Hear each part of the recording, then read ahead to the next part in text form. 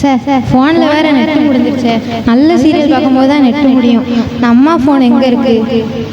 அம்மாவுக்கு ஒரு வேலையே இல்லை. என்னதெல்லாம் ஆஃபரில் இருக்கோ எல்லாம் வாங்கிட்டு வந்து வச்சுருந்தாங்க.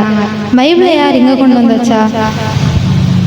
நீ யார்? நீ இப்படி வீட்டுக்குள்ளே வந்த? வீட்டில் கேட்டெல்லாம் அடைச்சி தானே இருக்குது. நான் தான் புதுவிதமான பைபிள். புதுவிதமான பைபிளா? நீ எங்கள் அம்மா எந்த ஆஃபர்லேருந்து வாங்கினாங்க? உங்கள் அம்மா என்னை எந்த ஆஃபர்லேருந்து வாங்கல. நான் தான் புதுவிதமான பைபிள். நீ ரோபோவா? நீ எனக்கு என்ன செய்வ? நான் ரோபோலாம் கிடையாது. டெய்லியும் காலையில் ஒன்று எந்திச்சு பைபிள் படிக்க வைக்கிறதா யார்? இது ஒரு பிரச்சனையா? என் கூட பிறந்திருக்கிறது தான் ஒரு பிரச்சனைனா நீ இப்போ புதுசாக இருந்திருக்கியா? சரி, புதுவிதமான பைபிள்னு சொல்கிறிய, பைபிளில் இருந்து உனக்கு என்ன தெரியும்? எனக்கு ஆதியாகமத்துலேருந்து வெளிப்படுத்தின வரை எல்லாமே தெரியும். எது கேட்டாலும் நான் உனக்கு சொல்லுவேன். சரி, அதெல்லாம் இருக்கட்டும். உன்கிட்ட பேசி எனக்கு பசிக்குது, வா நம்ம போய் சாப்பிடுவோம். நீ சாப்பிடுதியா? தேவ வசனமே எனக்கு உணவாகும். அப்போ எனக்கு உணவு? நீ பைபிள் படிச்சுட்டு தான் சாப்பிட போகணும். நான் நாளைக்கு படிச்சுட்டு சாப்பிட்டுக்கிறதே. இப்போ வா நம்ம போவோம். ஏஞ்சலு, இந்த அம்மாவுக்கு வேறு வேலையே இல்லை. என்னம்மா? சிலிண்டர் வந்திருக்கு பாரு, காசு எடுத்துட்டு வா. எங்க இருக்கு? பைபிள்ல. எந்த பைபிள்ல? உன்னோட பைபிள்ல தான். எனக்கு பைபிளா? இந்த பச்சை கலர் பைபிள் இருக்கு பாரு. சரி, குத்து மதிப்பா எல்லா பைபிளையும் தேடுவோம்.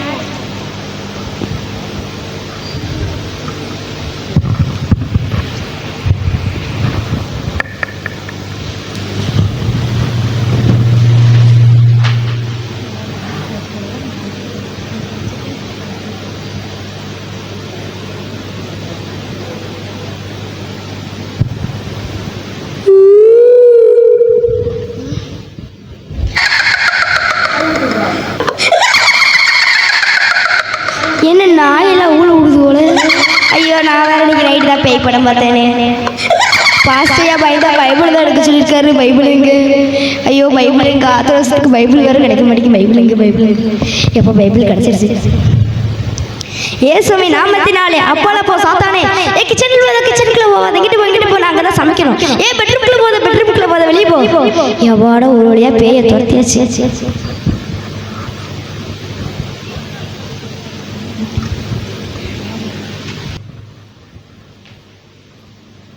நைட்டு ஃபுல்லாக என்னை நோண்டிட்டு இப்போ காலையில் இவன் தூங்குதான். நைட்டு ஃபுல்லாக என்னை நோண்டிட்டு இப்போ இவன் தூங்குதான். என்னைய ஒரு 10 நிமிஷமாக தூங்க விடுதானா? 4 மணிக்கு அலாரம் வச்சான். மணி 6 ஆச்சு, இன்னும் தூங்குதான்.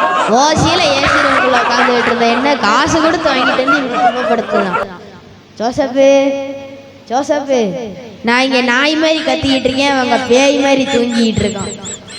ஜோசப்பு, இவனுக்கெல்லாம் இந்த மெட்டு சரியா வராது, இவனுக்கு நம்ம மெட்டு போடுவோம். எல்லாவித அற்புதம் செய்வா, இயேசு கூட வருவா. எல்லாவித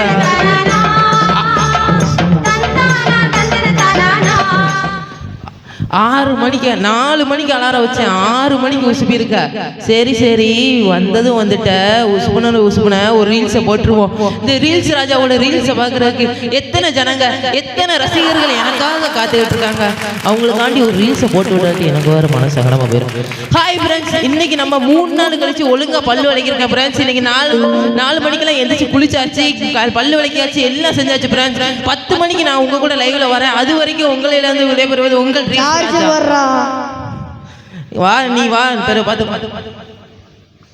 சரி, சாப்பிட்டதெல்லாம் போதும். இப்போதான் என் ஃப்ரெண்டு ஃபோன் போட்டான்.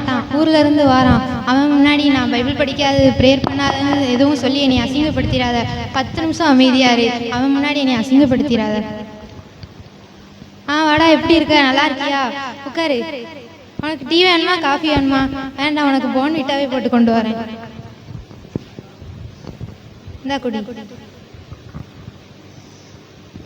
ஆமா ரோசி, உங்ககிட்ட கேட்கணும்னு நினைச்சிருக்கீங்க. இந்த வெள்ளை கலர் ட்ரெஸ் போட்டு போய் நிக்க, இந்த பொம்மை எந்த ஜவுளி கடையில இருந்து வாங்கின? நான் தான் புதுவிதமான பைபிள். நல்லா இருப்ப தாயே, கொஞ்ச நேரம் அமைதியாரு. ஒரு 10 நிமிஷம் அமைதியாரு. உனக்கு 10 கோடி ரூபா கொடுக்கேன். ரோசி, அது பேசுது, நீ வாயை மூடுதா, எனக்கு உண்மை தெரிஞ்சாகணும். அது ஒன்றும் இல்லடா, நான் அன்னைக்கு என்னோட ஃபோன் பார்த்துட்டு இருந்தேன். நெட்டு முடிஞ்சிருச்சுன்னு அம்மா ஃபோன் எடுக்க போனேன். சரி, எடுக்க போகும்போது பைபிள் இருந்தது. அதுல இருந்து வெடிச்சு வந்துட்டா. வெடிச்சு வந்தது பத்தாம தினமும் காலையில இருந்துச்சு ப்ரேயர் பண்ணு, பைபிள் படி, நீ டார்ச்சர் பண்ணுதா. ரொம்ப கஷ்டமாச்சா? தெரியல. சரி, அப்போ இந்த பேசும் பைபிள் நம்ம இந்த உலகத்திலே நம்ம கிட்ட மட்டும் தான் பேசும் பைபிள் இருக்கு. இந்த உலகத்தில் உள்ள அதிசயங்கள்ல 7வது அதிசயங்களா 8 அதிசயங்கள்ல இது 9வது அதிசயமா நான் சேர்க்க போறேன். இது ஒரு ரீல்ஸ் எடுத்து போட்டலாம்.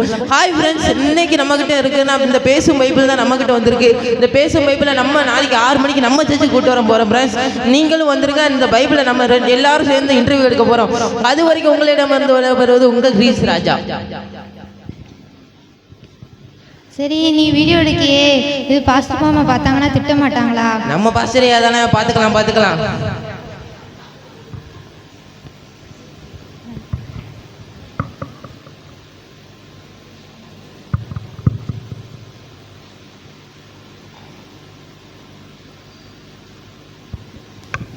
சரி எல்லாரும் வந்தாச்சு. இப்போமே ரீல்ஸ் ஆன் பண்ணாதான் சரிப்பட்டு வரும். ஹாய் ஃப்ரெண்ட்ஸ், இன்னைக்கு நம்ம கிட்ட என்ன வந்திருக்குன்னு பார்த்தீங்கன்னா பைபிள் வந்திருக்கு. இந்த பைபிளை பற்றி நம்ம கிட்ட நிறைய பேசணும், பேசிக்கிட்டே போகலாம் ஃப்ரெண்ட்ஸ். அதாவது என்ன சொன்னா, இந்த வேதத்துக்கு 3 எழுத்து, நம்ம ஆண்டவராகி இயேசுக்கு 3 எழுத்து, அவர் கொடுக்குற கிருபைக்கு 3 எழுத்து ஃப்ரெண்ட்ஸ். இதெல்லாம் பேசிக்கிட்டு போகிறதுக்கு நேரமின்மை காரணமாக நன்றிங்கிற 3 எழுத்துல என் உரையை முடிச்சுட்டு உட்கார. நன்றி, வணக்கம்.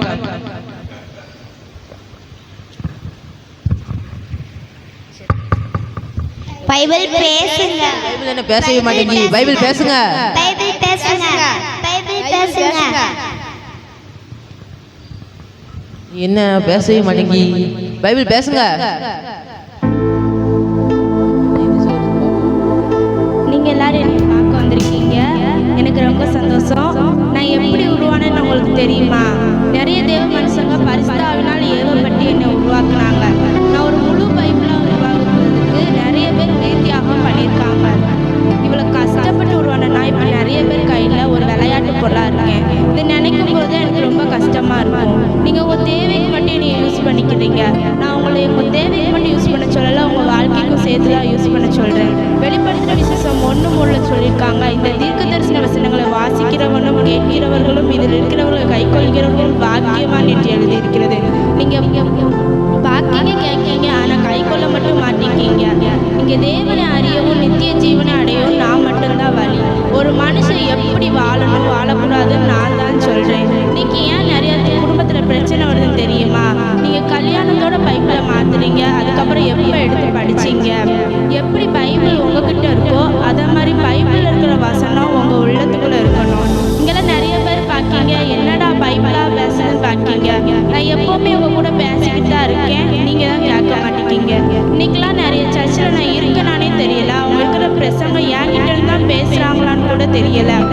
என் வார்த்தைகளுக்கு செவி கொடுங்கள், உங்கள் இதயமான பலகையில் எழுதி வச்சுக்கோங்க. என்னை விசுவாசியுங்கள், என்னை கை கொள்ளுங்கள். இந்த பரிசுத்த வேதத்தில் இயேசுவினுடைய சகல நன்மைகளும் வாக்குத்தத்தங்களும் நிறைஞ்சிருக்கு. அதை பயன்படுத்தி உங்கள் வாழ்க்கையில அனுபவிங்க. கர்த்தர் தாமே உங்களை ஆசீர்வதிப்பாராக.